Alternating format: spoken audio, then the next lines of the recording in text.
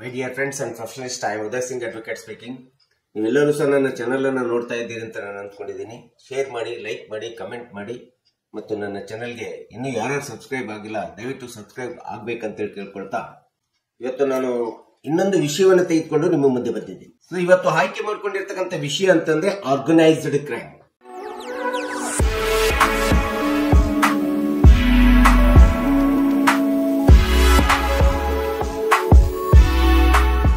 ಭಾರತೀಯ ನ್ಯಾಯ ಸಂಹಿತೆ 2023ರಲ್ಲಿ ಐಪಿಸಿಯನ್ನು ತಿದ್ದುಪಡಿ ಮಾಡಿ ಒಂದು ಬದಲಾವಣೆಯ ಒಂದು ಕಾನೂನು ಕಾಯ್ದೆಯನ್ನ 1/7/2024ರಲ್ಲಿ ಜಾರಿಗೊಳಿಸಿರ್ತಕ್ಕಂಥದ್ದು ನಿಮ್ಗೆಲ್ಲರಿಗೂ ಸಹ ಗೊತ್ತಿರುವಂತ ಅಂಶ.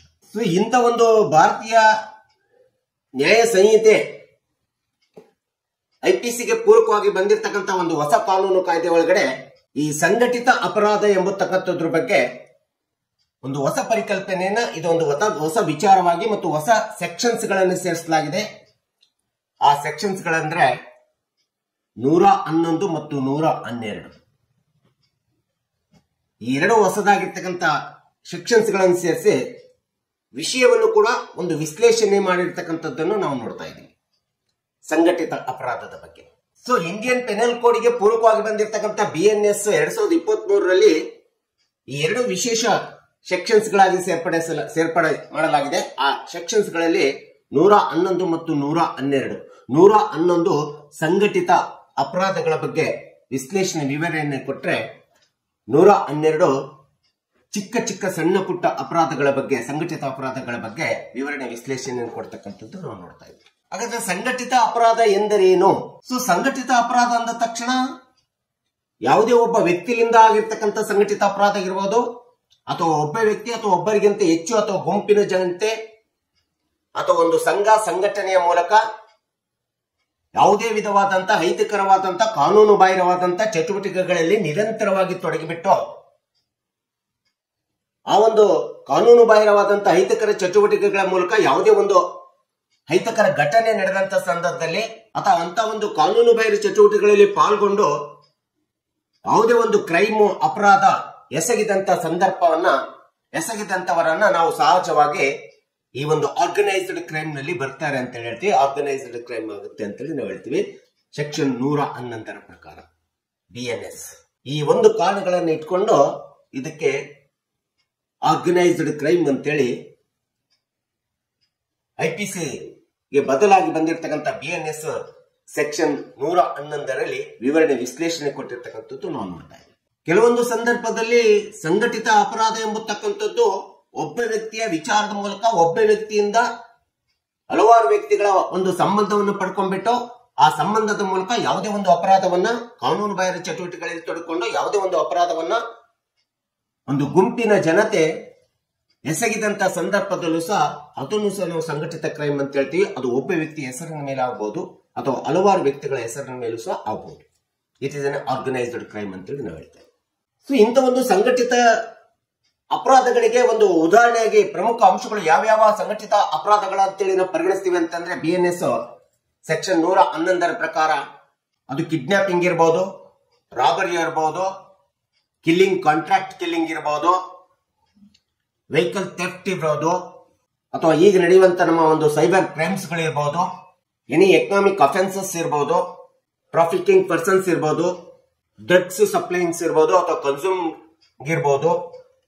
ಸೊ ಇಂಥ ಒಂದು ಹಲವಾರು ಸಂಘಟಿತ ಒಂದು ಅಪರಾಧಗಳಲ್ಲಿ ಯಾರು ಇನ್ವಾಲ್ವ್ ಆಗ್ತಾರೆ, ಎಸಗ್ತಾರೆ, ಕಾನೂನು ಬಾಹಿರವಾಗಿ ಚಟುವಟಿಕೆಗಳಲ್ಲಿ ಇನ್ವಾಲ್ವ್ ಆಗ್ಬಿಟ್ಟು ಈ ಒಂದು ಅಪರಾಧಗಳಿಗೆ ಮಾಡಿದಂತ ಸಂದರ್ಭದಲ್ಲಿ ಇದನ್ನ ನಾವು ಸಹಜವಾಗಿ ಸಂಘಟಿತ ಅಪರಾಧ ಅಂತೇಳಿ ಕರಿತೀವಿ, ಆರ್ಗನೈಸ್ಡ್ ಕ್ರೈಮ್ ಅಂತೇಳಿ ಹೇಳ್ತದೆ.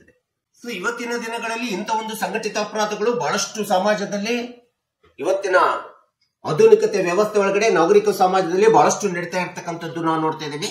ಸೊ ಇಂಥ ಒಂದು ಸಂಘಟಿತ ಅಪರಾಧಗಳು ನಡೀಲಿಕ್ಕೆ ಕಾರಣ ಏನು ಮತ್ತು ಮೂಲ ಉದ್ದೇಶ ಏನಿದೆ, ಗುರಿ ಏನಿರ್ತದೆ, ಇಂಥ ಒಂದು ಸಂಘಟಿತ ಅಪರಾಧಗಳು ಇವತ್ತಿನ ಸಮಾಜದಲ್ಲಿ ಆಗ್ತಾ ಇರ್ಲಿಕ್ಕೆ ಕಾರಣ ಅಂತಂದ್ರೆ, ಸೊ ಇಲ್ಲಿ ಇರ್ತಕ್ಕಂಥ ಒಬ್ಬ ವ್ಯಕ್ತಿ ಇರ್ಬೋದು, ಹಲವಾರು ಗುಂಪುಗಳ ಅಥವಾ ಸಂಘಟಿತ ವ್ಯಕ್ತಿಗಳು ಇಂಥ ಒಂದು ಸಂಘಟಿತ ಅಪರಾಧಗಳಲ್ಲಿ ಕಾನೂನು ಬಾಹಿರ ಚಟುವಟಿಕೆಗಳಲ್ಲಿ ಇನ್ವಾಲ್ವ್ಮೆಂಟ್ ಆಗ್ಲಿಕ್ಕೆ ಅವರಿಗೆ ಇರುವಂತ ಮೂಲ ಉದ್ದೇಶ ಅಂತಂದ್ರೆ, ಗುರಿ ಅಂತಂದ್ರೆ ಇವತ್ತು ಸಾಮಾನ್ಯ ಜನರಲ್ಲಿ ಅಥವಾ ಯುವಕರಲ್ಲಿ ಅಥವಾ ಯುವ ಜನಾಂಗದಲ್ಲಿ ನಾವು ಇವತ್ತು ನೋಡ್ತಾ ಇದ್ರೆ ಯಾಕೆ ಈ ತರ ಆಗ್ತಾ ಇದೆ ಅಂತಂದ್ರೆ, ಸ್ವಾವಲಂಬಿ ಸ್ವಾಭಿಮಾನದ ಜೀವನದ ಕೊರತೆ ಇರ್ತದೆ. ಆಸೆ, ಆಕಾಂಕ್ಷೆ, ಪ್ರತಿಷ್ಠೆ, ಸ್ವಾರ್ಥ, ಹಣ, ಅಧಿಕಾರ, ಗೌರವ, ಘನತೆ, ಶ್ರೀಮಂತಿಕೆ, ರಾಜಕಾರಣ, ವ್ಯಾಮೋಹ, ಅತಿಯಾದ ದುರಾಸೆ ಅಥವಾ ಸಡನ್ ಆಗಿ ತಕ್ಷಣದಲ್ಲಿ ನಾನು ಶ್ರೀಮಂತನಾಗಬೇಕು, ವಿಲಾಸಿ ಜೀವನ, ಇವೆಲ್ಲವುಗಳು ಕಾರಣ ಆಗ್ತವೆ. ಒಬ್ಬ ವ್ಯಕ್ತಿ ಮತ್ತು ಹಲವಾರು ಗುಂಪುಗಳ ವ್ಯಕ್ತಿಗಳು ಅಥವಾ ಸಂಘಟಿತ ವ್ಯಕ್ತಿಗಳು ಇಂಥ ಒಂದು ಕಾನೂನು ಬಾಹಿರ ಚಟುವಟಿಕೆಗಳಲ್ಲಿ ತೊಡಗಿಬಿಟ್ಟು ನಿರಂತರವಾಗಿ ಚಟುವಟಿಕೆಗಳು ತೊಡಗಿಬಿಟ್ಟು ಸಂಘಟಿತ ಅಪರಾಧಗಳ ನಿರ್ಮಾಣ ಆಗ್ಲಿಕ್ಕೆ ಇವತ್ತು ಸಮಾಜದಲ್ಲಿ ಈ ಎಲ್ಲ ಅಂಶಗಳು ಕಾಣುತ್ತೆ. ಈ ಎಲ್ಲ ಉದ್ದೇಶ ಗುರಿಗಳನ್ನ ಯಾವಾಗಲೂ ಕೂಡ ಸಂಘಟಿತ ಅಪರಾಧದ ಒಂದು ಗುಂಪು ಈ ಗುರಿ ಉದ್ದೇಶಗಳಿಗೋಸ್ಕರ ಇಂಥ ಒಂದು ಕೆಲಸ ಕಾರ್ಯಗಳನ್ನ ಕ್ರೈಮ್ಸ್ ಗಳನ್ನ ಮಾಡತಕ್ಕಂಥದ್ದು ನೋಡ್ತಾ ಇದ್ದೀವಿ.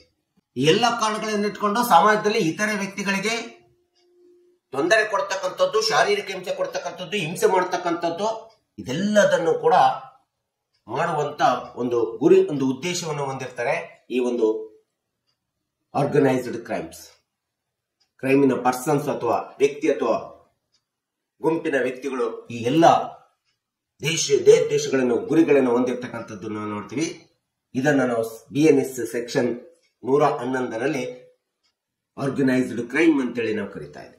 ಸೊ ಹಿಂದೆ IPC ಒಳಗಡೆ ಇಂಥ ಒಂದು ಸಂಘಟಿತ ಅಪರಾಧಗಳನ್ನು ಮಾಡಿ ಬಹಳಷ್ಟು ಜನಗಳು ತಮ್ಮ ಅಪರಾಧದಿಂದ, ಶಿಕ್ಷೆಯಿಂದ, ಅಪರಾಧದಿಂದ ತಪ್ಪಿಸಿಕೊಳ್ಳುವಂತ ಒಂದು ವ್ಯವಸ್ಥೆ ಇತ್ತು. ಇದನ್ನ ಸರಿಪಡಿಸಬೇಕು, ಇದನ್ನ ಕಟ್ಟುನಿಟ್ಟಾಗಿ ಜಾರಿಗೊಳಿಸಬೇಕು ಅಂತೇಳಿ ಒಬ್ಬ ವ್ಯಕ್ತಿ ಇರಲಿ, ಹಲವಾರು ವ್ಯಕ್ತಿಗಳಿರಲಿ, ಯಾವುದೇ ಗುಂಪಿನ ಮೂಲಕ ಒಂದು ಕಾನೂನು ಬಾಹಿರ ಚಟುವಟಿಕೆಗಳಲ್ಲಿ ಇನ್ವಾಲ್ವ್ಮೆಂಟ್ ಆಗಿ ಒಂದು ಅಪರಾಧ ಮಾಡಿದಂತ ಸಂದರ್ಭದೊಳಗಡೆ ಅದನ್ನ ಆರ್ಗನೈಸ್ಡ್ ಕ್ರೈಮ್ ನಲ್ಲಿ ತಂದು ಅವರಿಗೆ ಕಾನೂನುಬದ್ಧವಾಗಿ, ಕಾಯ್ದೆಬದ್ಧವಾಗಿ ಶಿಕ್ಷೆಗೆ ಒಳಗಾಗಬೇಕು, ಶಿಕ್ಷೆಗೆ ಒಳಪಡಿಸಬೇಕೆಂಬತಕ್ಕಂಥ ಮೂಲ ಉದ್ದೇಶವನ್ನು ಇಟ್ಕೊಂಡು ಈ BNS ನಲ್ಲಿ ಸಂಘಟಿತ ಅಪರಾಧ ಅಂತೇಳಿ ಸೆಕ್ಷನ್ 111 ಸ್ಪಷ್ಟವಾಗಿ ಹೊಸದಾಗಿ ಸೇರಿಸಿರ್ತಕ್ಕಂಥದ್ದು ನಾವು ನೋಡ್ತೀವಿ. ಸೊ ಇಂಥ ಒಂದು ಸಂಘಟಿತ ಅಪರಾಧದಲ್ಲಿ ಇನ್ವಾಲ್ವ್ಮೆಂಟ್ ಆಗಿರ್ತಕ್ಕಂಥ ವ್ಯಕ್ತಿಗಳಿಗೆ ಈ ಒಂದು ಸೆಕ್ಷನ್ BNS ಪ್ರಕಾರ ಅದನ್ನ ಕಾಗ್ನಿಸಬಲ್ ಅಂತೇಳಿ ತೆಗೆದುಕೊಳ್ಳಲಾಗ್ತದೆ, ನಾನ್ ಕಾಂಪೌಂಡಬಲ್ ಅಂತೇಳಿ ತೆಗೆದುಕೊಳ್ಳಲಾಗ್ತದೆ, ನಾನ್ ಬೇಲೆಬಲ್ ಅಫೆನ್ಸ್ ಅಂತೇಳಿ ತೆಗೆದುಕೊಳ್ಳಲಾಗ್ತದೆ. It is a very severe offence ಮತ್ತು ನಾನ್ ಬೇಲೆಬಲ್ ಅಂತೇಳಿ ಪರಿಗಣಿಸ್ಬಿಟ್ಟು ಈ ಒಂದು ಕ್ರೈಮ್ ಅನ್ನ ಈ BNS ಸೆಕ್ಷನ್ 111ರಲ್ಲಿ ಹೊಸದಾಗಿ ಸೇರಿಸಿರ್ತಕ್ಕಂಥದ್ದನ್ನು ಇನ್ಸರ್ಟ್ ಮಾಡಿರ್ತಕ್ಕಂಥದ್ದನ್ನು ನಾವಿಲ್ಲಿ ನೋಡ್ತಾ ಇದ್ವಿ 2023ರ ಒಂದು ಕಾಯ್ದೆ ಒಳಗಡೆ, ಭಾರತೀಯ ನ್ಯಾಯ ಸಂಹಿತೆ ಒಳಗಡೆ. ಸೊ ಹೀಗೆ ಸಂಘಟಿತ ಅಪರಾಧದ ಒಂದು ಕ್ರೈಮ್ ನಲ್ಲಿ ಇನ್ವಾಲ್ವ್ಮೆಂಟ್ ಆಗಿರ್ತಕ್ಕಂಥ ವ್ಯಕ್ತಿಗಳಿಗೆ ಸಹಜವಾಗಿ ಈ ಒಂದು ಸೆಕ್ಷನ್ ಪ್ರಕಾರ 3 ವರ್ಷ ಕನಿಷ್ಠ ಜೈಲು ಶಿಕ್ಷೆ ಇರ್ತದೆ, ಜೈಲುವಾಸ ಇರ್ತದೆ. ಇನ್ನು ಒಂದು ವೇಳೆ ಒಬ್ಬ ಅಥವಾ ಹೆಚ್ಚು ಗುಂಪಿನ ವ್ಯಕ್ತಿಗಳು ಸೇರ್ಕೊಂಡು ಇಂಥ ಒಂದು ಸಂಘಟಿತ ಅಪರಾಧದೊಳಗಡೆ ಏನಾದ್ರೂ ಒಂದು ಕೊಲೆ, ಸುಲಿಗೆ ಎಂಬತಕ್ಕಂಥ ಒಂದು ಕ್ರೈಮ್ ಆಯ್ತು ಅಂತಂದ್ರೆ ಆ ಒಬ್ಬ ವ್ಯಕ್ತಿಯ ಜೊತೆಗೆ ಉಳಿದ ಎಲ್ಲ ವ್ಯಕ್ತಿಗಳಿಗೂ ಸಹ ಒಬ್ಬ ವ್ಯಕ್ತಿಗೆ ಆಗುವಂತ ಶಿಕ್ಷೆಯನ್ನೇ ಎಲ್ಲ ವ್ಯಕ್ತಿಗಳಿಗೂ ಸಹ ಸಮಾನವಾದಂತ ಶಿಕ್ಷೆ ಕೊಡಬೇಕಂತೇಳಿ ಈ ಸೆಕ್ಷನ್ 111ರಲ್ಲಿ ಇವತ್ತು ಸಂಘಟಿತ ಅಪರಾಧದಲ್ಲಿ ಒಂದು ಹೊಸ ಪರಿಕಲ್ಪನೆಯನ್ನು ಸೇರಿಸಿರ್ತಕ್ಕಂಥದ್ದನ್ನ, ಕಾನೂನನ್ನ ತಂದಿರ್ತಕ್ಕಂಥದ್ದನ್ನ ನಾವು ಇವತ್ತು ನೋಡ್ತಾ ಇದ್ದೀವಿ. ಕನಿಷ್ಠ 3 ವರ್ಷ ಜೈಲು ಶಿಕ್ಷೆ ಆಗ್ತದೆ. ಇನ್ನು ಏನಾದ್ರೂ ಕೊಲೆ, ಸುಲಿಗೆ ಅಂತ ಅನಾಹುತ ಘಟನೆಗಳು ನಡೆದರೆ ಸಂಘಟಿತ ಅಪರಾಧದಿಂದ ಅದು 10 ವರ್ಷ ಜೈಲು ಶಿಕ್ಷೆ ಆಗ್ತದೆ. ಜೊತೆಗೆ 10 ಲಕ್ಷದವರೆಗೆ ದಂಡವನ್ನು ಸಹ ಹಾಕಬಹುದು. ಜೈಲು ಶಿಕ್ಷೆ ಮತ್ತು ದಂಡ ಎರಡನ್ನೂ ಸಹ ಹಾಕುವಂತ ಒಂದು ಕಾನೂನು ಪ್ರಕ್ರಿಯೆ, ಕಾನೂನಿನ ನಿಯಮವನ್ನ ನಾವಿಲ್ಲಿ ನೋಡ್ಬೇಕಾಗುತ್ತೆ. ಇಂಥ ಒಂದು ಸಂಘಟಿತ ಅಪರಾಧದಲ್ಲಿ ತೊಡಗಿಸಿಕೊಂಡಂತ ವ್ಯಕ್ತಿಗಳಿಗೆ ಕನಿಷ್ಠವಾಗಿ ಈ ಒಂದು BNS ಹೊಸ ಕಾಯ್ದೆಯ ಪ್ರಕಾರ ಸೆಕ್ಷನ್ 111ರ ಪ್ರಕಾರ ಕನಿಷ್ಠ 5 ವರ್ಷ ಜೈಲು ಶಿಕ್ಷೆ, ಬಹಳ ಕಡಿಮೆ ಅಂದ್ರೂ ಕೂಡ 5 ವರ್ಷಕ್ಕಿಂತ ಕಡಿಮೆ ಜೈಲು ಶಿಕ್ಷೆ ಕೊಡೋದಿಲ್ಲ, ಮತ್ತು 5 ಲಕ್ಷ ರೂಪಾಯಿ ದಂಡವನ್ನು ಹಾಕುತ್ತಕ್ಕಂಥದ್ದು, ಎರಡನ್ನು ಹಾಕುತ್ತಕ್ಕಂಥದ್ದು ನಾವು ನೋಡ್ತೀವಿ. ಒಂದು ವೇಳೆ ಕೊಲೆ, ಸುಲಿಗೆಗಳು ಏನಾದರೂ ನಡೆದಂತ ಸಂದರ್ಭದೊಳಗಡೆ ಇನ್ನೂ ಹೆಚ್ಚಿನ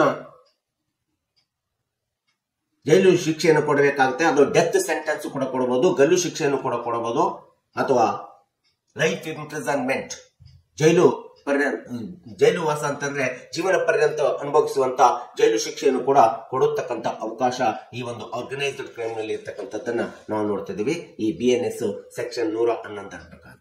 ಇಂಥ ಸಂಘಟಿತ ಅಪರಾಧಗಳಂತಂದ್ರೆ ಬರೀ ರಾಬರಿ, ಫೋರ್ಜರಿ, ಇದಕ್ಕಷ್ಟೇ ಥೆಫ್ಟ್ ಇದಕ್ಕಷ್ಟೇ ಸಂಬಂಧಪಟ್ಟಿರ್ತಕ್ಕಂಥದ್ದಲ್ಲ, ಸಂಘಟಿತ ಅಪರಾಧಗಳು ಆರ್ಥಿಕ ಅಪರಾಧಗಳಾಗಿ ಸಹ ಆಗುವಂತದ್ದನ್ನ ನಾವು ನೋಡ್ತಾ ಇದ್ದೇವೆ ಈ ಸೆಕ್ಷನ್ ಅಡಿ ಒಳಗಡೆ. ಎಕನಾಮಿಕ್ ಅಫೆನ್ಸಸ್ ಅಂತ ಏನಾಗುತ್ತೆ, ಇದನ್ನು ಕೂಡ ನಾವು ಇವತ್ತಿನ ದಿನಗಳಲ್ಲಿ ಆರ್ಗನೈಸ್ಡ್ ಕ್ರೈಮ್ ಒಳಗಡೆ ತರ್ತಾ ಇದೆ BNS section 111.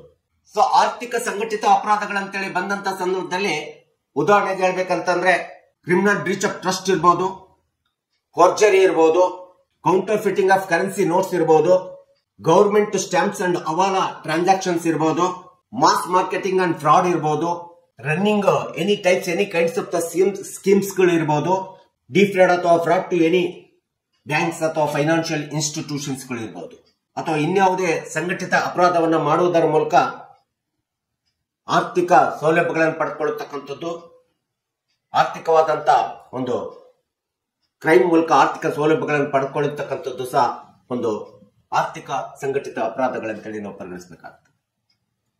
Financial organised crime ಅಂತೇಳಿ ನಾವು ಇವತ್ತು ಕರಿತೀವಿ, ಅಥವಾ ಎಕನಾಮಿಕ್ ಅಫೆನ್ಸಸ್ ಆರ್ಗನೈಸ್ಡ್ ಕ್ರೈಮ್ ಅಂತೇಳಿ ನಾವು ಕರೀತಾ ಇದ್ದೀವಿ. ಸೊ ಇಂಥ ಒಂದು ಸಂಘಟಿತ ಅಪರಾಧ ನಡೆದಂತ ಸಂದರ್ಭದೊಳಗಡೆ ಒಬ್ಬ ವ್ಯಕ್ತಿ ಆಗಲಿ ಅಥವಾ ಗುಂಪುಗಳಿಂದ ಆಗತಕ್ಕಂಥ ವ್ಯಕ್ತಿಗಳಿಗೆ ಅಥವಾ ಯಾವುದೇ ಸಂಘಟನೆ ಮೂಲಕ ನಡೆಯತಕ್ಕಂಥ ವ್ಯಕ್ತಿಗಳಿಗೆ ಇದನ್ನು ನಾನ್ ಬೇರೇಬಲ್ ಅಫೆನ್ಸ್ ಅಂತೇಳಿ ಕನ್ಸಿಡರ್ ಮಾಡೋದ್ರ ಜೊತೆಗೆ ನಾನ್ ಕಾಂಪೌಂಡೇಬಲ್ ಅಂತೇಳಿ ಕನ್ಸಿಡರ್ ಮಾಡೋದ್ರ ಜೊತೆಗೆ ಒಂದು ವೇಳೆ ಕೊಲೆ ಸುಲಿಗೆ ಏನಾದ್ರೂ ನಡೀತು, ಯಾರಿಗಾದ್ರೂ ಕೊಲೆ ನಡೀತು, ಯಾರಿಗಾದ್ರೂ ಶಾರೀರಿಕ ಹಿಂಸೆ ಕೊಟ್ಟು ಸಾಯಿಸುವಂತ ಪರಿಸ್ಥಿತಿ ಈ ಒಂದು ಸಂಘಟಿತ ಅಪರಾಧದಲ್ಲಿ ಆಯ್ತು ಅಂದಾಗ BNS ಸೆಕ್ಷನ್ 111 ಪ್ರಕಾರ it is N severe offence, it is A grievous offence ಅಂತೇಳಿ ಕನ್ಸಿಡರೇಷನ್ ಮಾಡಿಬಿಟ್ಟು ಅದಕ್ಕೆ ಅಂತಿಮವಾಗಿ ಡೆತ್ ಸೆಂಟೆನ್ಸ್ ಶಿಕ್ಷೆಯನ್ನು ಸಹ ಕೊಡಬಹುದು, ಅಥವಾ ಲೈಫ್ ಇಂಪ್ರಿಸನ್ಮೆಂಟ್ ಶಿಕ್ಷೆಯನ್ನು ಸಹ ಕೊಡಬಹುದು.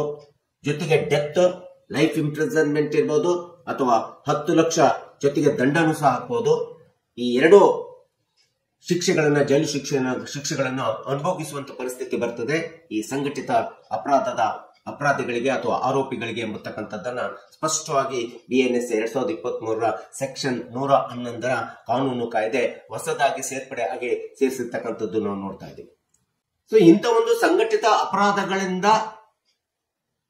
ಇನ್ವಾಲ್ವ್ಮೆಂಟ್ ಆಗ್ಬಿಟ್ಟು ಯಾವುದೇ ಕೊಲೆ ಸುಲಿಗೆ ರಾಬರಿ ನಡೆದಂತ ಸಂದರ್ಭದೊಳಗಡೆ ಅಂತ ಆರೋಪಿಗಳಿಗೆ, ಅಂತ ಅಪರಾಧಿಗಳಿಗೆ ಸಂಬಂಧಪಟ್ಟಂತ ಜಿಲ್ಲಾ ನ್ಯಾಯಾಲಯ, ಸೆಷನ್ ನ್ಯಾಯಾಲಯ ಅಂತೇಳಿ ಏನಿದೆ, ಸಶಸ್ತ್ರ ಜಿಲ್ಲಾ ನ್ಯಾಯಾಲಯ ಅಂತೇಳಿದೆ, ಸೆಷನ್ ನ್ಯಾಯಾಲಯದಲ್ಲಿ ಅವರಿಗೆ ವಿಚಾರಣೆಯನ್ನು ಕೈಗೊಳ್ಳಬೇಕಾಗುತ್ತೆ. ಜಿಲ್ಲಾ ಸೆಷನ್ ನ್ಯಾಯಾಲಯ ಮಾತ್ರ, ಅಲ್ಲಿ ಮಾತ್ರ ಇವರಿಗೆ ಇಂಥ ಅಪರಾಧಿಗಳಿಗೆ, ಇಂಥ ಆರೋಪಿಗಳಿಗೆ ಆ ಒಂದು ನ್ಯಾಯಾಲಯದಲ್ಲಿ ವಿಚಾರಣೆಯನ್ನು ಕೈಗೊಂಡು ಶಿಕ್ಷೆಯನ್ನ ಕೊಡುವಂತದ್ದನ್ನ ನಾವು ಕಾನೂನಿನ ವ್ಯಾಪ್ತಿ ಒಳಗಡೆ ನೋಡ್ತೀವಿ BNS ಸೆಕ್ಷನ್ 111 ಪ್ರಕಾರ. ಸೊ ಹೀಗೆ ಆರ್ಗನೈಸ್ಡ್ ಕ್ರೈಮ್ ಹೇಗೆ ನಡೀತದೆ, ಇದರ ಹಿನ್ನೆಲೆ ಏನು, ಇದು ಏನೇನು ಅಂಶಗಳನ್ನು ಒಳಗೊಂಡಿದೆ ಎಂಬತಕ್ಕಂಥದ್ದು ಇವತ್ತು ಸಾರ್ವಜನಿಕರಿಗೆ, ಸಮಾಜಕ್ಕೆ ಮತ್ತು ಈ ಒಂದು ಕಕ್ಷಿದಾರರಿಗೆ ಎಲ್ಲರಿಗೂ ಗೊತ್ತಾಗಲಿ ಎಂಬತಕ್ಕಂಥ ಹಿನ್ನೆಲೆಯನ್ನು ಇಟ್ಕೊಂಡು ಈ ವಿಡಿಯೋನ ಮಾಡಿದ್ದೀನಿ. ದಯವಿಟ್ಟು ನನ್ನ ವಿಡಿಯೋ ಇಷ್ಟ ಆಗಿದ್ರೆ ಶೇರ್ ಮಾಡಿ, ಕಮೆಂಟ್ ಮಾಡಿ, ಲೈಕ್ ಮಾಡಿ, ನನ್ನ ಚಾನಲ್ಗೆ ಸಬ್ಸ್ಕ್ರೈಬ್ ಆಗೋದನ್ನ ಮರಿಬೇಡಿ ಅಂತ ಹೇಳ್ತಾ ಇವತ್ತಿನ ವಿಷಯಕ್ಕೆ ವಿರಾಮವನ್ನು ಹೇಳ್ತೀನಿ. ಇನ್ನೊಂದು ವಿಷಯ ಅಂತ ಇಟ್ಕೊಂಡು ನಾನು ನಿಮ್ಮ ಮುಂದೆ ಬರ್ತೀನಿ. ಜೈ ಹಿಂದ್, ಜೈ ಕರ್ನಾಟಕ.